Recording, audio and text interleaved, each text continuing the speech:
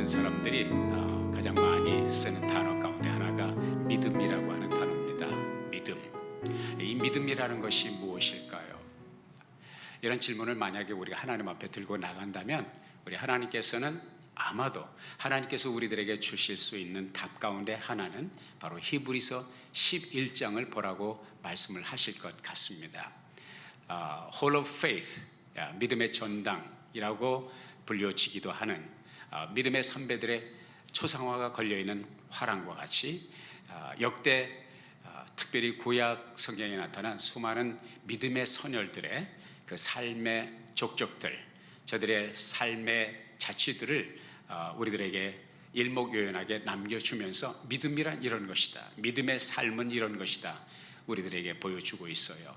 하나님 앞에 어떻게 예배할지를 가르쳐준 믿음의 예배를 드렸던 아벨의 족적을 의시해서 우리가 알고 있는 대로 마른 땅에 비를 한 번도 경험해 보지 못한 그곳에 사는 노아에게 홍수로 세상을 멸할 것을 말씀하시고 방주를 예비하라고 말씀하신 하나님의 명령을 따라서 순종했던 노아의 그 믿음, 아무도 하나님과 함께하지 않고 아무도 하나님을 중히 여기지 않는 타락한 세상에 살면서 300년 동안 하나님과 더불어 동행하고 그 하나님께서 그를 영원히 같이 곁에 두고 싶어서 호련히 그를 데려가시고 그가 하나님의 이끌림을 받고 휴고되어 이 세상에 있지 않았다고 하는 이 놀라운 이런 사건들, 이러한 에녹의 아름다운 삶의 족적을 통해서 믿음이란 무엇인가 우리가 몇 주간에 걸쳐서 살펴보았고, 오늘은 네 번째 아브라함의 삶을 통해서, 아브라함의 여정을 통해서 하나님께서 우리들에게 주시는 믿음이란 무엇이냐, 주께서 가르쳐 주시는 말씀에 귀를 기울일 수 있기를 바랍니다. 도대체 우리는 아브라함에게 왜 귀를 기울여야 되는가? 아브라함은 과연 우리에게 믿음이란 무엇인가를 말할 수 있는 자격이 있는 사람인가? 그 팩트 체크를 한번 해봤으면 좋겠습니다. 먼저 전 세계에 오늘날 수많은 종교가 있습니다. 그리고 그 종교들 가운데 몇 개의 메이저, 주요 대종교가 있죠. 유대교가 그 중에 하나이고, 이슬람교가 그 중에 하나이고, 그리고 기독교가 그 중에 하나가 되겠습니다. 이 3대 종교, 유대교, 이슬람교, 기독교를 합치면 인구가 43억입니다. 여러분, 43억이라고 하는 인구는 도대체 얼마나 되는 인구입니까? 지금 지구촌의 인구가 80억을 향해서 돌진해 가고 있습니다. 56%, 약 56%에 해당하는 지구촌 다수의 사람들이 따르는 종교, 이 3대 종교가 가지고 있는 공통점이 하나 있습니다. 그것은 바로 아브라함이라고 하는 한 사람을 저들의 시조로 믿고 따르고 있다는 사실입니다. 이 한 가지 사실만 보더라도 아브라함은 우리들에게 믿음이란 무엇인가 말할 수 있는 자격이 있고 스펙이 충분하다고 그렇게 저는 생각이 됩니다. 성경에는 수많은 믿음의 거장들이 있습니다. 아니, 영웅들이 있습니다. 걸출한 인물들이 있습니다. 예를 들면 요셉과 같은 사람은 당대 최대의 국가였던, 최대의 권력 핵심에 있었던 이집트 제국의 중심에서 사실은 실권으로 바로를 위에 두고 있지만 사실은 실제로 이집트를 좌지우지했던 진정한 실력자는 요셉이었습니다. 그가 가지고 있는 그 파워라고 하는 것은 날아가는 새를 떨어뜨리고도 넘음이 있는 파워였죠. 다니엘의 경우를 보십시오.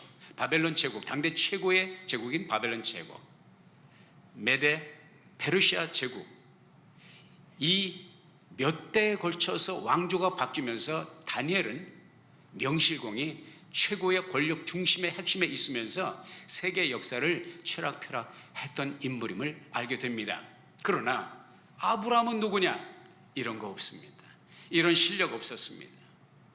삼성과 같은 위대한 힘을 가지고 있는 사람이 있었고, 위대한 성을 건설했던 사람들이 있고, 뛰어난 용장들이 있었고, 가무에 출중한 예술적인 감각이 있는 사람들이 있었지만 아브라함은 어디를 찾아보아도 이런 출중한 그 무슨 스펙이 보이질 않습니다.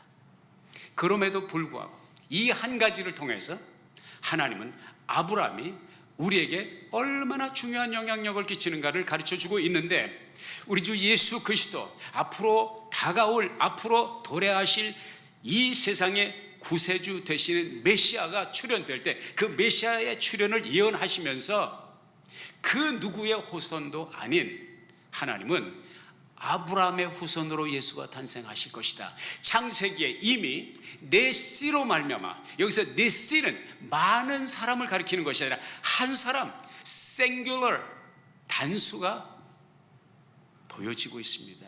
다시 말해서 아브라함의 후손, 그 한 사람 예수 그리스도는 바로 너의 후손, 너의 씨앗, 너의 핏줄을 통해서 올 것이다.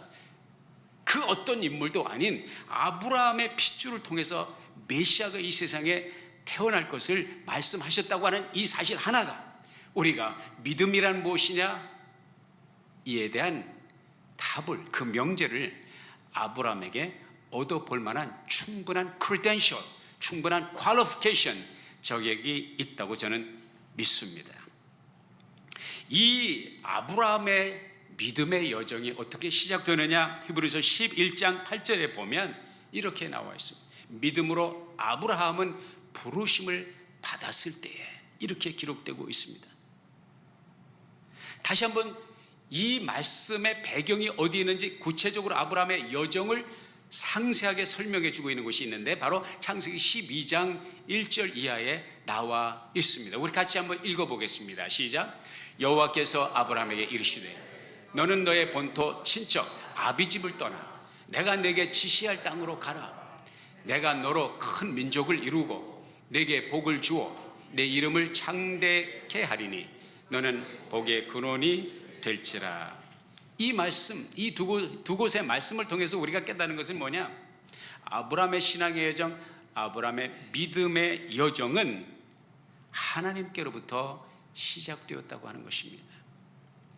이것이 우리들에게 아브라함의 생애를 통해서, 아브라함의 생애를 그려주고 있는 하나님의 말씀 통해서 믿음이란 무엇인가의 답을, 그 명제를 얻게 되는데요, 사도행전 7장 2절에 보면 스데반이 마지막 돌에 맞아 순교하기 전에 마지막 설교를 할 때 7장 2절에서 이렇게 외칩니다.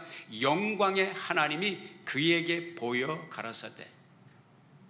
다시 말해서 하나님께서, 아브라함이 하나님을 찾기 전에 하나님이 아브라함을 찾았다고 하는 것을 성경은 우리들에게 분명히 말씀해 주고 있는데요, 여기에 보면 보여, 영광의 하나님이 그에게 보여, 이 보여라고 하는 단어 원어에 보면 업타노마이, 업토마이 이렇게 되어 있습니다. 이것은 보다, 보이게 하다, 나타나다, 그런 뜻을 가지고 있습니다. 다시 말해서 하나님은, 인간이 하나님을 찾기 전에 하나님이 우리에게 먼저 찾아오셨다는 것입니다. 기독교가 여타 모든 종교와 다른 차이점은 모든 종교는 인간이 신의 세계를 향하여 가는 것이지만 성경은, 기독교는 무엇이냐, 하나님은 어떤 분이냐, 인간에게 찾아오시는 분이다. 이것이 우리들에게 희망이고 이것이 인류에게 희망의 메시지라고 하는 것입니다. 저는요, 세월이 가면 갈수록 한 가지 신기하고 놀라운 것, 새롭게 발견한 것도 아닌데 옛날 옛적부터 있었던 것인데 점점 새롭게 느껴지는 것이 있어요. 그건 뭐냐? 내가 어떻게 예수를 만났는가, 내가 어떻게 예수를 믿게 되었고 내가 어떻게 하나님의 자녀가 되었는가, 이걸 생각하면 생각할수록 신기해요. 제가 살던 고향, 제가 태어난 곳, 제가 자란 그곳은 유명한 곳이 아닙니다. 무명의 촌락이었습니다. 바다 가까운 곳에, 어촌은 아니지만 갯바닥을 개척해서 우리 아버지가 농사를 지었던 그 농부의 아들로 태어난 제가 그렇게 무명의 촌락에서 이름 없이 살다가 그렇게 생을 끝낼 수밖에 없었던 필요 충분의 환경을 가지고 태어났는데 그곳에 어떻게 주의 복음이 들어왔는가? 그 무명의 촌락에 아무도 하나님을 알지 못하는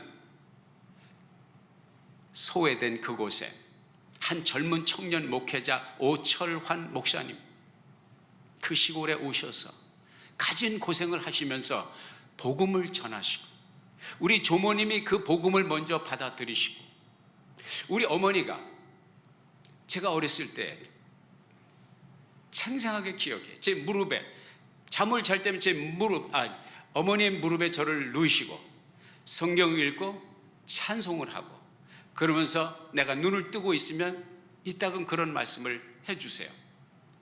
너희 할머니는, 그게 자기 시어머니지, 자기 시어머니 성경을 보다가 그렇게 눈물을 자주 흘리셨대요. 근데 그 어머니의 말씀, 어머니의 간증을 듣는데 내 마음이, 가슴이 뭉클하고 그게 그렇게 행복하더라고요. 그러면서 나를 재우곤 했습니다. 그 시어머니의 믿음이 며느리, 우리 어머니에게 전수되었고, 어머니의 신앙이 저에게 전수되었습니다. 내가 어쩌면 그렇게 그 동네에 많은 동네가 있었지만은, 하필이면 우리 동네, 하필이면 우리 마을에 오철환 목사님이 오셔서 복음을 전하시고 무지한 농부들에게 하나님의 생명의 복음을 전하여 나에게까지 그 복음이 들어오고 내가 그 안에서 예수를 만나고 하나님의 자녀가 되었다고 하는 것은 아무리 생각을 해도 신기하고 놀라울 수밖에 없는 하나님의 은혜라고 하는 것입니다.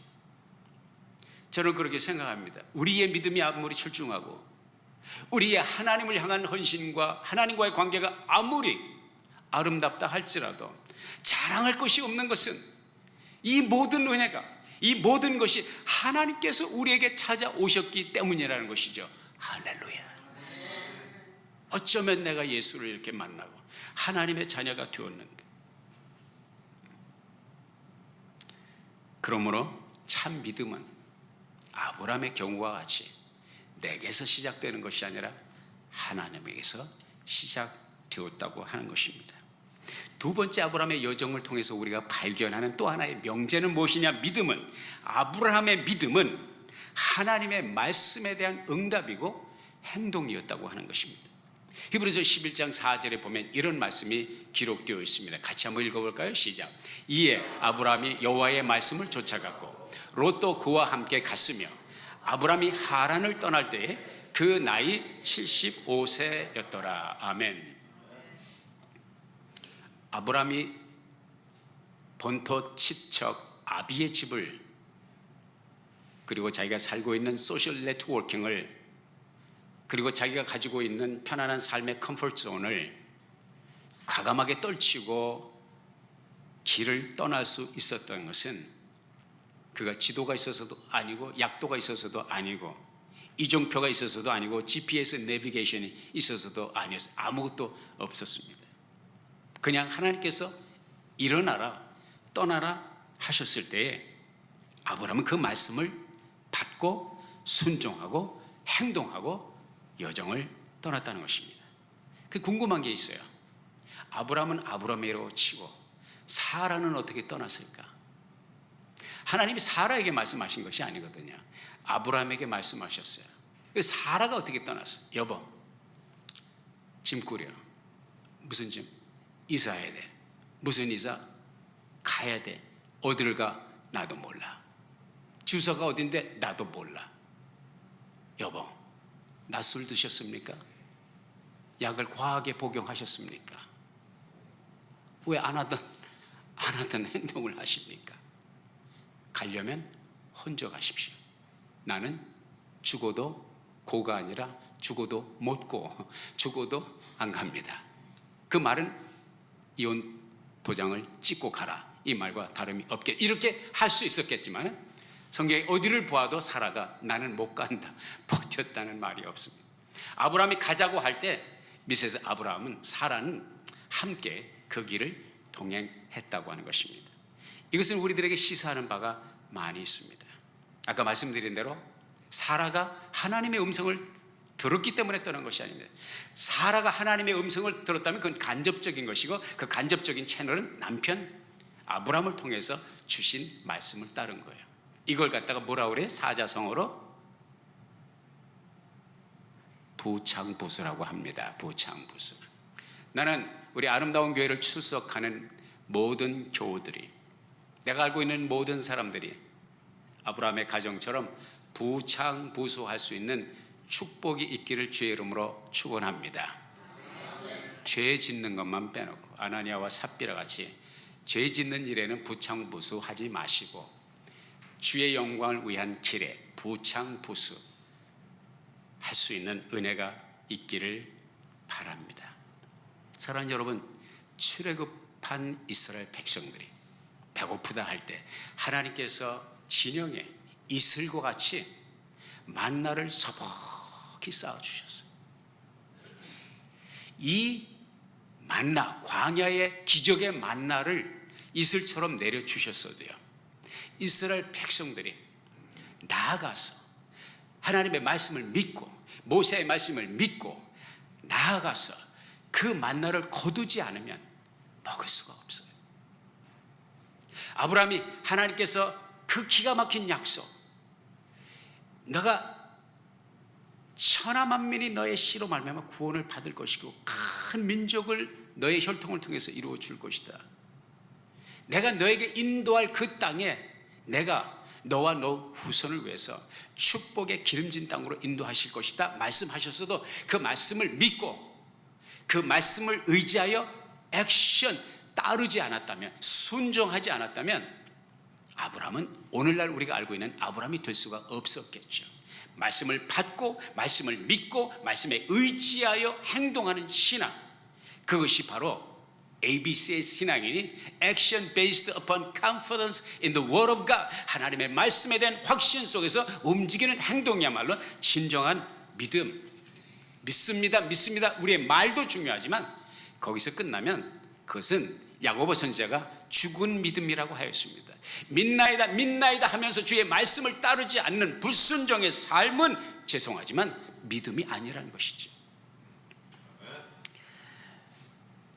하나님께서 목이 마르다는 이스라엘 백성들을 위해서 반석에서 물을 내셨습니다. 또 하나의 기적입니다.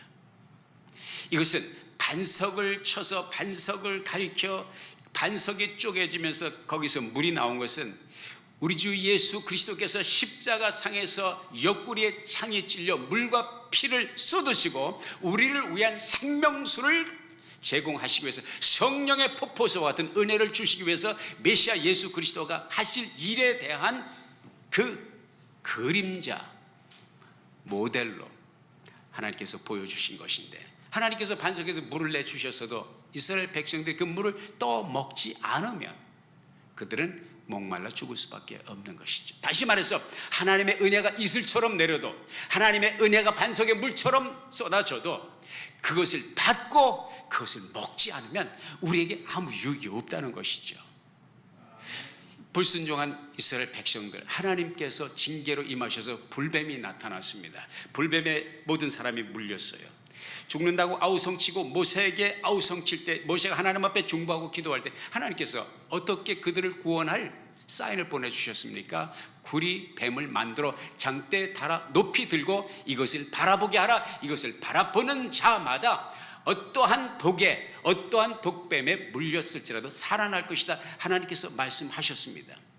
모든 사람이 다 살아났을까요? 그렇진 않았을 것 같습니다. 바라본 사람도 있고 바라보지 않은 사람도 있었을 것입니다. 하나님께서 롯을 소돔과 고모라에서 건져 주실 때 롯이 그 딸과 사위들에게 얘기할 때 그 사위들이 뭐라 했어요? 장인의 말을 농담으로 여겼더라. 농담으로 여겼더라. It's a piece of joke. What are you talking about? Are you crazy? 조크로 여겼어요. 그 결과 어떻게 됐습니까? 불로 심판당한 소돔과 고모라에서 함께 그들은 죄가 될 수밖에 없었습니다. 우리 주님은 이 마른 하늘에서 불비가 떨어질 것, 불과 유황으로 이 세상을 다시 한번 심판할 것을 우리들에게 말씀하고 있고, 우리는 복음을 전할 때 하나님의 심판이 함께 전파된다고 하는 사실을 기억해야 될 것입니다. 농담으로 들립니까? 농담으로 듣는 그 생각이 그 사람의 영혼을 파괴할 수밖에 없었을 것입니다. 농담같이 들리지만, 말도 안 되는 소리지만, 장대에 매어 달린 구리뱀을 바라보는 자는 누구든지 살 것이다. 그것을 바라본 자들은 살았습니다. 우리 주 예수 그리스도께서 장대에 매달린 구리뱀과 같이 인류의 모든 죄를 혼자 덮어 쓰시고 우리의 모든 허물과 우리의 모든 죄를 짊어지시고 죄인이 되셔서 구리뱀과 같이 장대에 달리셔서 그것을 바라보는, 그 예수를 바라보는 모든 사람이 어떠한 질병, 어떠한 독에 물려서, 어떠한 죄의 독소에 물렸어도 예수 그리스도의 십자가의 은혜가 그 영혼을 살리며 그 영혼을 그 모든 사단의 독소에서, 죄의 독소에서 구원해 주실 것을 증거하는 것. 그게 뭐예요? 그게 복음이거든요. 장대에 하나님께서 개인이 구리뱀을 매달라고 하는 것이 아니라 앞으로 메시아가 오셔서 십자가에 달려 돌아가실 것을 형상적으로 그림자로 보여준 메시지가, 메시아의 구원의 역사가 장대에 매달린 그 구리뱀에 있다는 것이죠. 그 구리뱀을 바라본 사람이 산 것처럼 십자가에 달린 예수를 바라보는 자가 어떠한 죄인, 어떠한 주홍과 같이 붉은 죄, 먹구름과 같이 검은 죄가 있어도 다 용서를 받는다는 게 이렇게 심플한 거예요. 이렇게 단순한 거예요. 그러나 아무리 단순하고 아무리 심플하도 이 말씀을 농담으로 여기는 사람은 결단코 구원을 받을 수가 없죠. 이 심플한 말씀을 어린아이와 같은 심정으로, 너희가 돌이켜 어린아이와 같이 되지 않으면 하나님의 나라에 합당하지 못하다, 이 말씀을 받아들이는 사람은 누구든지 구원을 받을 것을 우리들에게 말씀을 해주고 있습니다. 아브라함은 하나님의 약속의 말씀을 듣고 믿습니다, 아멘입니다, 그렇게 하겠습니다, 그리고 주저앉았던 것이 아닙니다. 일어났습니다. 행장을 꾸렸습니다. 아내와 함께 그 길을, 그 여정을 출발을 했죠. 이게 믿음입니다. 행동하는 것, 움직이는 것, 실천하는 것. 기독교는 철학이 아닙니다. 기독교의 교리가 있지만 단순한 교리가 아닙니다. 기독교는 행동하는 종교이고 움직이는 종교입니다. 아까 말씀드렸듯이 Nazarene Compassionate Ministry, 우리 나사렛 교단은 시작부터 성결을 외치고 예수 그리스도의 복음을 외쳤지만 동일하게 Compassionate Ministry, 불우한 이웃들, 가난한 이웃들을 향하여 찾아가는 행동하는 신앙을 닥터 브리즈가, 이 The Church of the Nazarene 파운더인 닥터 브리즈가 처음부터 복음을 전할 때 가난한 자들을 찾아가는 이 구제 사역에 심혈을 기울였고, 왜 우리 나사렛 교회가 162개, 163개 세계 지역에 그 험한 곳에 가서 그 많은 돈을 들이면서 그 많은 물자를 들여서 복음을 전하고자 하는 소외된 그들에게, 고통당하는 그들에게 복음을 들고 나가되, 입에 있는 복음만 들고 나가는 것이 아니라 우리의 헌신을 통해서, 우리의 물질을 통해서 자원을 투자해서, 전에도 말씀드렸지만은 2008년도인가요? 2009년도에 서프라임 모르게지 붕괴 사건 때문에 디프레션, 아니 리세스가 왔을 때 제가 교단 본부 건물에 가서 헤드쿼터 건물을 새로 졌는데 텅텅 비었어요. 왜 이렇게 텅텅 비었냐 그랬더니 가문을 했다는 거예요. 너무너무 재정이 어려우니까 굉장히 많은 사람들이 교단 헤드쿼터에서 일하던 사람이 해고가 되었습니다. 근데 놀라운 것은 선교사로 파송됐던 전 세계에 나가 있는 선교사들은 단 한 사람도 불러들이지 않았습니다. 여러분이 아시는 대로 한국도 미국도 많은 교단들이 너무 경제적으로 어려우니까 선교사들을 많이 리콜한 것을 우리가 알고 있습니다. 나사렛 교단 단 한 사람도 불러들이지 않았습니다. 우리 허리띠를 졸라매고 그들은 복음을 전해야 된다. 이 나사렛 정신입니다. 행동하는 신앙, 찾아가는 신앙, 거기에 우리가 함께 동행하고 함께 협력하기를 원하는 것입니다. 아브라함은 하나님의 약속의 말씀을 믿었지요. 그리고 그 믿음의 증거는 그가 하나님의 명령을 따랐다고 하는데 그 증거가 있는 것입니다. 다른 말로 아브라함의 신앙은 순종하는 신앙이었습니다. 믿음의 밀도, 믿음의 분량, 믿음의 진실성은 그의 순종의 밀도와 분량과 진실성에 비례한다는 사실은 옛날에도 진실이었고 오늘도 진실입니다. 우리의 신앙은 입술의 고백이 중요하지만 또한 우리의 삶이 그래서 중요한 것입니다. 하나님의 계명을 따름입니다. 이것이 때로는 인간적인 잣대에 맞지 않고 논리와 상식으로 이해가 되지 않을 때조차도 하나님의 말씀을 따르는 것입니다. 노아가 비를 한 번도 경험해 보지 못했지만 마른 땅에 홍수를 대피할 방주를 지으라고 하셨을 때에 그 방주를 지었던 것이 노아의 신앙이었습니다. 편리함, 안락함, 경제적인 안정, 사회적 지위, 인간적 네트워크가 평생 이루어 놓은 것이 있는데 이것을 두고 이것을 내려놓고 떠나라 하셨을 때 아브라함은 주저하지 아니하고 하나님의 말씀을 따라 떠났습니다. 이것이 참 믿음입니다. 안타까운 것은 신앙생활을 수십 년을 해도 하나님의 말씀의 능력을 체험하지 못하냐. 나는 어떻게 하면 그런 은혜를 체험합니까?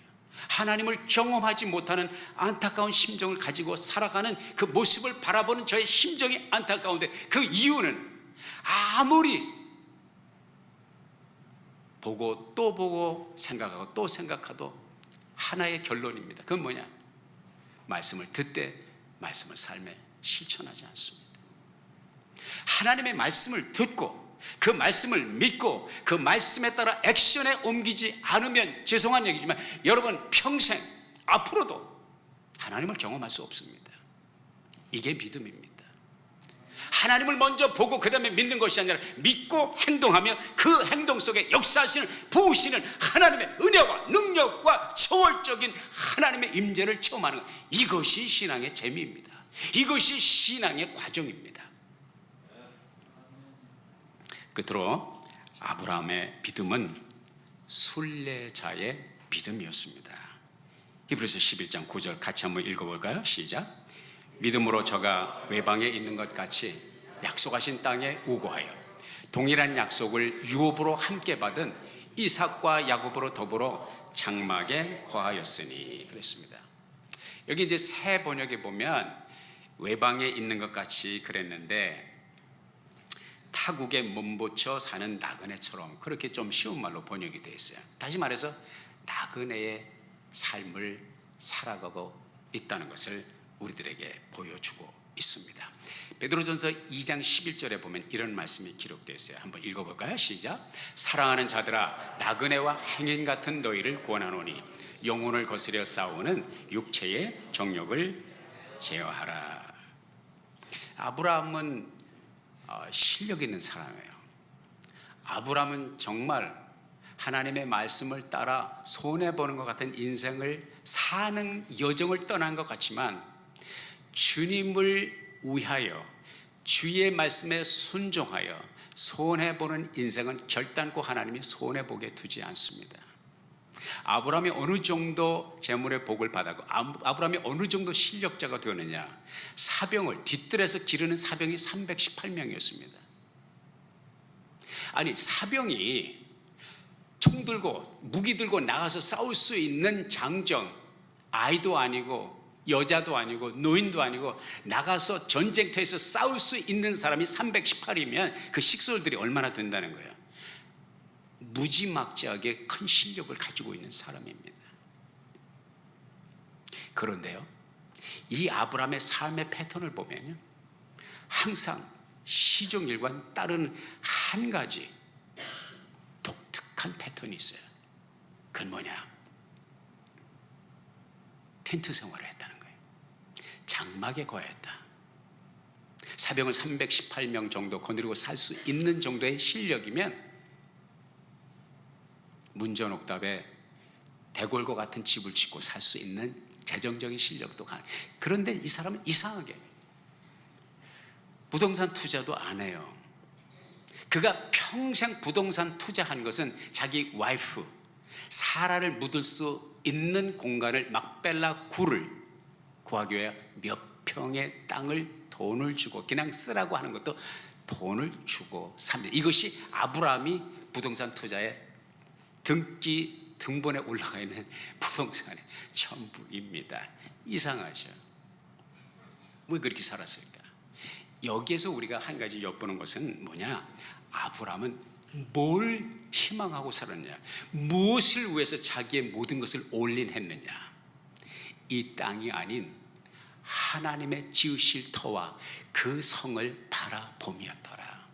다시 말해서 아브라함의 삶의 모든 포커스는 한 곳에 맞춰 있는데 그 한 곳은 이 땅이 아닌 하나님의 나라에 맞춰져 있다고 하는 사실인 것입니다. 우리가 아브라함의 삶을 통해서 도전받는 오늘 우리가 우리의 삶에 실천하고 접목하고 우리의 삶의 균형을, 영적인 균형을 잡기 위해서 한 가지 받을 도전은 뭐냐면, 그렇게 실력, 그렇게 능력, 그렇게 사병도 있고 그렇게 재정적인 실력이 있는데 그럼에도 불구하고 하나님의 나라에 포커스가 맞춰져 있으니까 그의 삶은 매우 영적인 균형이 건강하게 잡혀 있었다는 사실을 바라보게 됩니다. 오해하지 마십시오. 그럼에도 불구하고, 그렇게 하나님의 나라에 모든 포커스가 맞춰져 있음에도 불구하고 그는 타의 추종을 불허할 만큼 실력자로 이 세상에서 누리고 나누고 쓸수, 조카 롯이 사로잡혔을 때에 연합군의 진영을 진격해 들어가서 습격해 들어가서 그 모든 식솔들과 아니면 그 지역에 있는 사람들까지 다 구해온 것을 아시죠? 엄청난 실력가입니다. 여러분, 예수를 위해서, 하나님의 나라를 위해서 헌신하고 투자하고 희생할 때에 우리 하나님은 여러분 손해보게 하지 않습니다. 이것이 나의 신앙입니다. 나의 체험입니다. 이것이 여러분 가운데 많은 분들의 신앙의 간증인 것을 보게 됩니다. 요한계시록 21장에 보면 새하늘과 새 땅에 대해서 소개하면서 주께서 그 눈에 눈물을 닦으시니 하셨어요. 그 눈에 눈물을 닦으신다는 것은 무엇이? 주님의 위로가 함께 한다는 거예요. 제가 거기서 생각한 것이 무엇이냐면, 이 땅에 살면서 주를 위해서 그래도 눈물도 몇 방울 정도는 흘려야 된다 이거죠. 아니, 주를 위해서 흘린 눈물도 좀 있어야 주님을 만날 때 주님이 내 눈물을 닦아줄 때에 더 은혜의 기쁨의 눈물이 흐르지 않겠습니까? 아니, 그러려면 주를 위해서 손해도 좀 봐야지, 주를 위해서 핍박도 좀 당해야지. 모든 것을 한 터럭만큼도 손해보지 않고 한 터럭만큼도 희생하지 않고 하나님의 나라에서는 그 위대한 유업을 받고자 하는, 이거는 앞뒤가 않는 말, 맞지 않는 말이에요. 그러니까 하나님의 능력을, 내 삶 속에 역사하시는 역동적인 하나님의 은혜의 흐름을 경험하지 못하는 것은 손해보려고 하지 않기 때문입니다. 주를 위해서 기쁨으로 손해보고 주를 위해서 기쁨으로 핍박도 당하고 주를 위해서 내가 어려움을 겪을 때, 사도들이 복음을 전하다 옥에 갇혔을 때 내가 복음을 전하여 예수 그리스도의 이름을 위하여 옥에도 들어갈 수 있는 자격을 얻은 사람이구나, 할렐루야 손뼉치며, 바울과 실라가 밤중쯤 되었을 때 옥에 갇혀 있었는데도 그 옥고를 치르면서도 노래를 부르며 찬양을 하며 하나님께 감사할 때 옥에 있는 사람들이 듣더라 라고 할 때에 스토리는 거기서 끝나는 것이 아니고 그 다음에 오는 것은 뭐예요? 옥문이 열리지 않습니까? 지진이 일어나지 않습니까? 기적이 발생하지 않습니까? 이것이 예수 믿는 재미고, 이것이 주를 위해서 헌신하는 자들에게 하나님께서 부으시는 은혜 위에 은혜이더라. 이러한 은혜와 이러한 기적을 여러분의 삶 속에서 체험할 수 있기를 주의 이름으로 축원합니다. 우리가 한평생을 살면서, 아니 생을 마지막 마감하는 시간에 가장 많이 하는 말은 이거래요. 껄껄껄. 재미있고 행복해서 껄껄껄이 아니라 후회의 말 껄껄껄. 할 걸, 사랑할 걸, 더 줄 걸, 한번 허그해 줄 걸, 용서해 줄 걸. 주님께서 직접 주신 누가복음 12장의 비유의 말씀에 보면 한 부자의 얘기를 하고 있어요. 우리 주님께서 농사를 졌는데 기가 막히게 풍작하게 창고를 더 늘리고 곡식 더미를 잔뜩 싸놓고, 너무 행복하여 내 영혼아, 이렇게 여러 해 쓸 물건을 쌓아두었으니 평안히 쉬고 먹고 마시고 즐거워하자 하리라 하되, 20절에 하나님은 이르시되 어리석은 자여, 오늘 밤에 내 영혼을 도로 찾으리니 그러면 내 예비한 것이 네 것이 되겠느냐 하셨으니, 21절 자기를 위해 재물을 쌓아두고 하나님께 대하여 부요치 못한 자가 이와 같으리라. 우리의 삶의 밸런스는, 나는 여러분들은 헌금 더하라는 그런 얘기가 아닙니다. 우리들의 삶의 밸런스를 한번 맞춰보자는 거예요. 세상에서 부유하고 하나님께 가난한 심령이 결과가 그렇게 된다는 거예요. 주를 위해서 더 헌신할 걸, 주를 위해서 더 드릴 걸. 이러한 껄껄껄은 우리들에게는 있어서는 안 될 것이라고 믿습니다. 한평에서 살면서 이 삶을 마감하고 요단강을 건널 때 우리들에게 남는 것은 한 가지밖에 없습니다. 이 세상에서 얼마나 쌓아두느냐, 얼마나 배웠느냐, 얼마나 명예를 떨쳤느냐, 그런 거 아무 소용없어요. 오직 하나예요.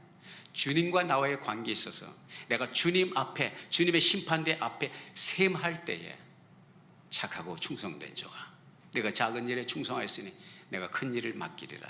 가히 이 말을 들을 수 있다면, 이 말씀을 들을 수 있다면 우리 인생 누가 뭐래도 우리는 성공한 것입니다. 껄껄거리 없는 할렐루야, 감사합니다. 오직 주께 영광 돌립니다. 이 고백을 주 앞에 드릴 수 있는 균형 있는 삶, 그리고 하나님께서 주신 것들을 아브라함처럼 누리는 복된 삶이 펼쳐지기를 예수의 이름으로 축복합니다. 기도하겠습니다. 하나님, 주신 말씀 마음에 아로새기며 하나님의 나라에 우리의 삶의 초점을 맞추고 아브라함의 믿음을 살아내는 은혜 있게 해주세요. 예수님의 이름으로 기도했습니다. 아멘.